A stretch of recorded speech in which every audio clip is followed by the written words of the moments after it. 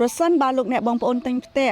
តើគេមានថែមជូនអ្វីខ្លះនៅក្នុងផ្ទះនេះគឺជាសំណួរសាមញ្ញនិងតិចតួចបំផុតប៉ុន្តែទោះបីវាតិចតួចតែលោកអ្នកបងប្អូនត្រូវតែប្រកាសចិត្តថា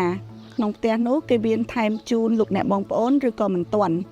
ប្រសិនបើគេមិនទាន់ផ្ដល់ជូនលោកអ្នកបងប្អូនត្រូវតែចំណាយលុយបន្ថែមទៀត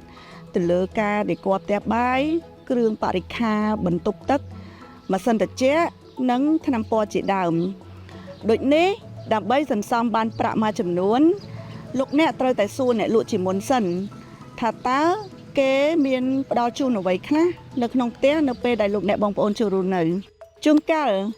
លោកអ្នកអាចស្នើសុំអ្នកលក់បន្ថែមទៀតលើសពីអ្វីដែលគេផ្ដល់ជូនហើយបើសិនជាអ្នកលក់គាត់យល់ព្រមលោកអ្នកបងប្អូនរឹតតែចំណេញបានប្រាក់បន្ថែមទៀតក្នុងន័យនេះយើងមានន័យថាលោកអ្នកកំពុងតែសន្សំប្រាក់កាន់តែច្រើនហើយលោកអ្នកអាចយកប្រាក់ដែលលោកអ្នកសន្សំនោះចំណាយទៅលើអ្វីផ្សេងកាន់តែងាយស្រួលនេះគឺជាហេតុផលមួយចំនួនតែប៉ុណ្ណោះជួបគ្នានៅវីដេអូក្រោយទៀត